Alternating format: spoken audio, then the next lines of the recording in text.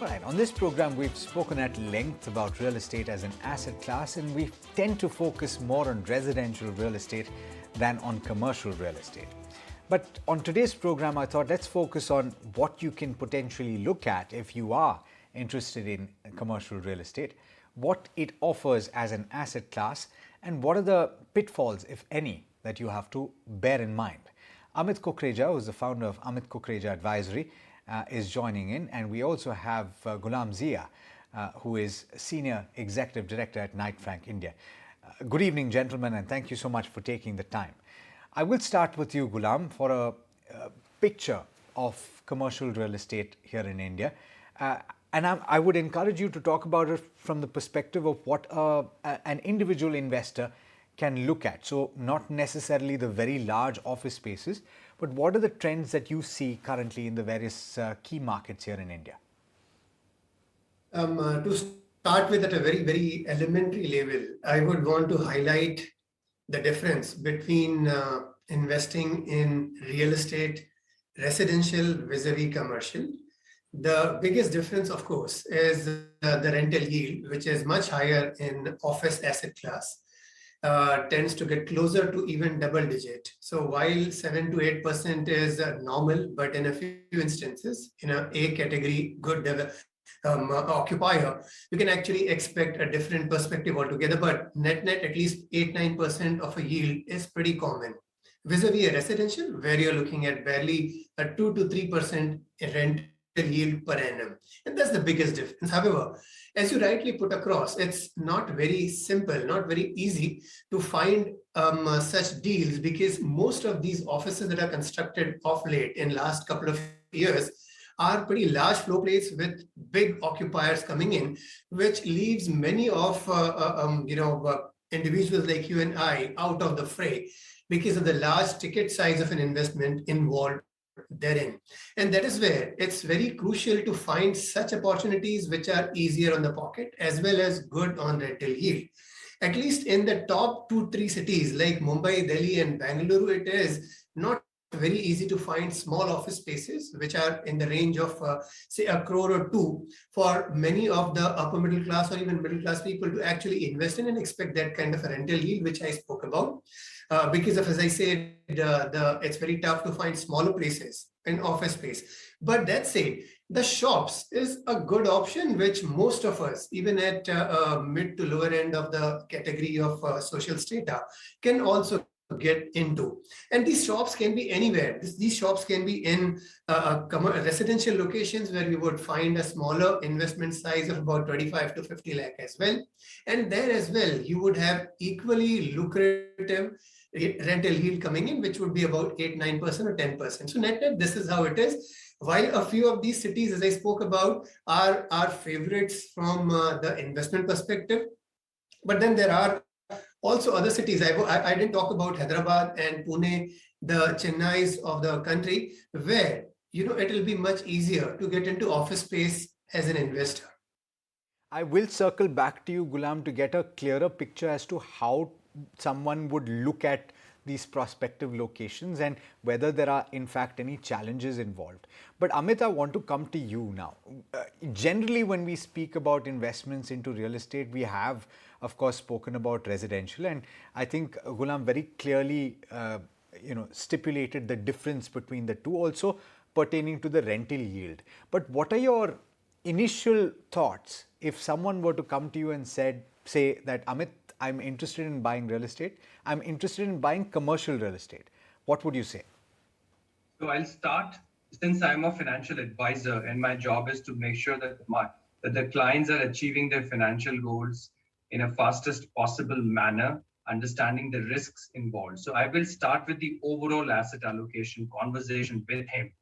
And we will look at the real estate exposure in his portfolio. If that portfolio exposure is already peaked out, then obviously the conversation is let's not buy real estate. But if there is some room for adding more real estate in his overall asset allocation plan, then we can go ahead and do the commercial real estate investment, provided the goal of not having a self-acquired property is achieve. Like if that goal is already achieved, then and there is room for adding more real estate in his portfolio, sure, we can add real estate. And if the self-use property is there, he has a roof on his head, there is no outstanding loans, he has a surplus money, and he likes the rental yield formula of a commercial real estate that suits his requirement in terms of additional passive income through rental income, absolutely it fits the bill. But we have to look at the flip side of the investment into commercial also, which I'll elaborate later once you prompt me, Alex, at the later part of the session. Fantastic. But just to get that out of the way, and we were talking with Gulam about the ticket size, and he mentioned that some things are beyond the scope of the average investor, and that's clear because you're talking about 1 crore, 2 crore, which is effectively what you would pay for an apartment as well. That would skew things in favor of real estate in a portfolio as well, obviously. But if you're talking about a percentage of your portfolio allocation towards real estate, what is an ideal allocation? Of course, we can't talk about a one-size-fits-all solution, but how much should it not be? My take is, since this is a very subjective conversation, we have to look at all the goals. But my take is, if you have a real estate exposure over 35%, then you have exceeded your limit. You should try to stay under 35% for your real estate exposure, including your self-use property. And if you want to exclude it, then you have to look at the overall fixed income allocation, equity allocation, and real estate allocation. And also look at the additional income, whether you are able to create a annual income or yield formula out of it, or you are putting everything in the growth option, including real estate. So very subjective conversation, Alex. There's no direct answer, but I would stop at 35%. So let's take that as the benchmark then, Gulam, because I think a lot of my viewers, if you think about 35% also, quite a few of them have been very conscientious in their saving, and a lot of them have been able to accumulate a kitty of between 1.5, 2 crore, depending on where they've reached in their careers. And they have the ability to make this kind of investment. You said that there are options available, especially in the smaller cities, to put down 50 lakh rupees and get a property like this. But what, according to you, are the key trends to watch if you're talking about buying a shop, say? It wouldn't be a very large space. What ordinarily have you witnessed in terms of the growth of this property in terms of prices, and what are the other trends that somebody should bear in mind? Look, first of all, as far as office properties are concerned, of late, we've been watching for last about 5-6 years at least, if not much longer, and the trend is pretty clear that the appreciation of the property prices is not so prominent, neither in residential, actually speaking. However, even in commercial, while last post-pandemic, the situation was not as good, the situation on price rise is actually put to rest. So not necessarily would we add the property price appreciation to the whole equation. We normally focus only on rental yield, and that's where the focus has got to be. However, the second part of your question is what are the options available? Actually, the smaller shop options is available even in cities like Mumbai and Delhi and Bangalore as well, especially Mumbai and Delhi, albeit on slightly away from the city centers, etc. But options even available in the top two cities of that nature, 200-250 square foot shops, which could be put to multiple uses in a dense residential location, also assuring you of the rental yield that you're talking about. So these are a few things which I would want to put across. And the last part of your question was, are there any specific aspects to look into? I would say, the key in investing in commercial real estate is that the turnaround is not so easy. I'm talking about flipping it over. So normally, in case of residential, it's likely that you would have multiple buyers out there, but liquidity for commercial asset is not going to be as easy as residential asset, and that's one aspect which you should also bear in mind. Very fair point. But I will also ask you about the nature of the lease.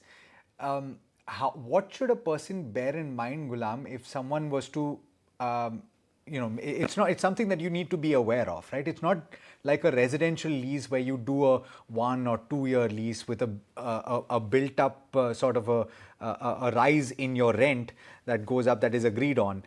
Would you get into longer term leases on such a property? And how do you structure this? Would you have a built up cost that is added into the agreement with the person who's leasing it from you? Look, first of all, in terms of tenure, the tenure typically is 3 to 5 years. And of course, it varies from market to market, from city to city, and also user to user. Because when you talk about user, you have to also understand that the southern markets are more IT driven, information technology, etc. driven, whereas Mumbai market is more financial markets driven. So the nature of clientele, the occupier also changes drastically, and hence the tenure also varies. However, on an average 3 to 5 years is normally given, and if in case of a corporate office, etc., it could be even longer. 7, 8 years, 9 years is also common.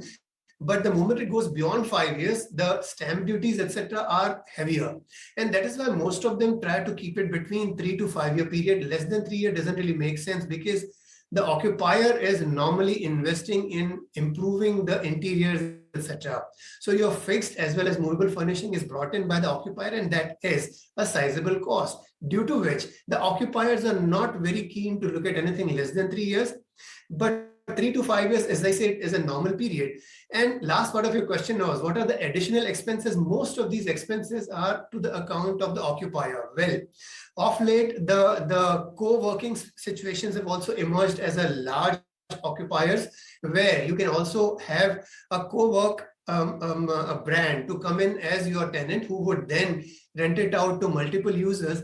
But that apart, most of the other spaces are actually absolutely open barren spaces, which are given to occupier to do their own furnishing based on their requirements. So the additional cost to the impact of for the requirement of improvement of the space inside is normally not on the head of the owner of the property. Fair enough. I want to come to you, Amit, on the broad advantages, disadvantages of owning commercial property as opposed to residential. And you've enumerated this very well, so I'm going to ask you to talk about both. And then I will circle back to you, Gulam, on certain other aspects technical aspects about acquiring a commercial property. But first, Amit, advantages, disadvantages. Sure. I'll go quickly. See, commercial real estate definitely gives you a steady cash flow if you have a long-term tenant. If you have a good, nicely structured lease with a tenant, you have a regular cash flow coming through commercial real estate. And Gulam has rightly pointed it out, the yields in commercial is better than residential that you see. So if you're looking for a good, 6-7% or above rental yield, then commercial would be the right choice for you. It gives your portfolio real estate allocation. It gives your portfolio a good real estate allocation, because if an allocation is giving you 5+% of yield on an annual basis, I consider that a good, given the fixed deposit rates are also hovering between 5 and 5.5%. So real estate with 5+% of commercial real estate yield is a good investment. Then we also have to look at the advantages. The commercial real estate could be driven in business cycles. There could be cycles where the commercial real estate is much more in demand, and you might get good rental yields. You might get good capital appreciation also in commercial real estate, but these appreciations are not to the tune of real estate appreciation or real estate investment appreciation. So if you're looking for a steady cash flow, this could be the option for you. But let's look at the flip side, right? Even though the returns are higher, we have to look at the post-tax returns. We have to look at the tax efficiency. Are we getting tax efficiency in rental yields? No, the answer is no, unless you have taken some loan and you have figured out a leveraging strategy to make this gain or to make this yield a tax efficient yield. Number two, if you are stuck in a real estate, you want to exit and you're not able to exit within the time frame that you have taken it for, then you're stuck for long, and then you are desperate to find a buyer who you can sell this to, and sometimes you may not get the buyer. If you're stuck with a bad tenant and it has run into any kind of litigation, then also you have run into a bigger situation. And lastly, any real estate, whether residential or commercial, you do not have the advantage of partial redemption that you have in financial assets. For example, if I have 2 crore invested, I need only 25 lakhs for my son's education or daughter's education or any other travel goal, and I have real estate as an investment of 2 crore, I can't do 25 lakh partial redemption. However, if I have this money invested in financial assets, I can easily pull out 25 lakhs by partial redemption of the financial assets that I have. So these are broadly 4 or 5 advantages and disadvantages of commercial real estate, Alex. And it stands out, I think the illiquidity of the asset stands out as a key disadvantage. But Gulam, on the technical aspect of acquiring a property like this, I mean, it's pretty clear when you acquire a residential property, it's pretty straightforward in terms of the taxes that you have to pay. Is there anything specifically that you have to bear in mind in a commercial property? There are also cases, for example, where people have bought residential and tried to convert it into commercial and they land up into problem. What else do you need to bear in mind? Okay, let's first focus on the acquisition part first, and then we can talk about change of use, etc. But starting with acquisition, typically, you have two options in a freshly developed property. A developer would want to sell a space, a commercial office space to you, or a shop for that matter. In which case, the marketing risk will be on the head of the buyer. Like if you have bought this property which is not tenanted, the challenge is then to find a suitable tenant. And mind you, it is not as easy as finding a residential tenant, because it's very tough for commercial, because obviously it's a direct market reality. There's so many more residential occupiers than commercial, and that is something which adds up to your marketing risk. And that is why buying such property which are not pre-let is a challenge. And the moment you are going in for a pre-let property, which could be either from a developer, because many of the developers first find an occupier to lease it and then sell it as a pre-let property. A pre-let property, typically your rental yields are lesser because your risk of marketing is already taken over by somebody else, albeit for next 3 to 4 years, you have an assured rental earning coming to you. And such properties, hence, are difficult to find, where you will have a mix of both, where it could be a pre-let property and also giving you a good rental yield, is very, very difficult to find. However, there are chances that you get a good deal where it's a pre-let property, and especially where the existing rental yield is coming to a termination in next foreseeable future, and the market has improved in last couple of years, which would simply mean that you may have a rent coming in which could be X, but it could shoot up in next couple of months to say 15-20% higher than where it is. So it will automatically improve your rental yield in next foreseeable future when a market is on an upswing, where the rentals are shooting up in a market, but that also gives you a downturn risk as well. In case where the markets are not really improving and your rentals are expected to come down, you may have a rental asset where your current yield would be looking good, but maybe in near foreseeable future, it could actually shrink. And this is something which we have all experienced during the pandemic period. So that is a market side risk, which anybody would take up when you're getting into the commercial asset. The other side of it you asked about is the change of user. This is fraught with dangers, because a residential property also enjoys lesser property taxes, lesser levies like your electricity bills, etc. also for residential use. The moment you turn it into a commercial, everything changes. Your property taxes are going up, your utility bills, etc. also shooting up, because the brackets for the commercials are way different, way higher than that of residential. So all those things are happening, and if at all you're not ticking up all those check boxes and just taking this as an adventure of getting into a change of user.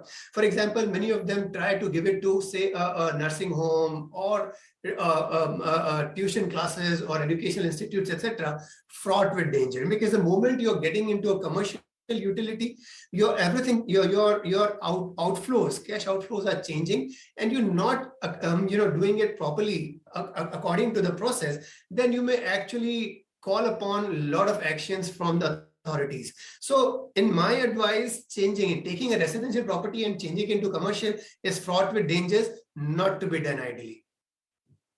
Last word, I want to come to you, Amit, on this one, because we've spoken about various aspects of owning commercial real estate. There is an option available for investors to limit the kind of exposure that they have in the form of REITs? Understandably, they don't have too many options right now, but hopefully that increases going forward. Would you say at this juncture, though, that REITs are a better option? So in my opinion, any asset class which has the advantage of redemption by the click of a button, which has the advantage of partial redemption, which has the advantage of tax efficiency. Any asset class which is offering this is a preferred asset class. REIT definitely gives you a lot of other options. In REIT, you can have partial redemption. It definitely adds tremendous value. There is a bit of a clarity that is awaited on the tax structure because some of the money comes through rental income, which is given out as dividend. Some money goes out as a capital appreciation, and what part of it is invested in a operational property and which one is being invested to build something. So REIT is a preferred investment avenue, according to me, if the investor is keen to do only commercial or only real estate investment. And the whole partial liquidation and the click of a button, Alex, as I said, you just have to log into your account, do the clicks and finish it off, right? So that it really helps. It really helps in getting your money faster in your bank account so that you can use that money to do your further investments or funding of financial goals. Absolutely, which is why I asked you the question. Gulam, as well as Amit, thank you so much for joining in. It's been an insightful conversation, and good evening to the both of you. Thank you.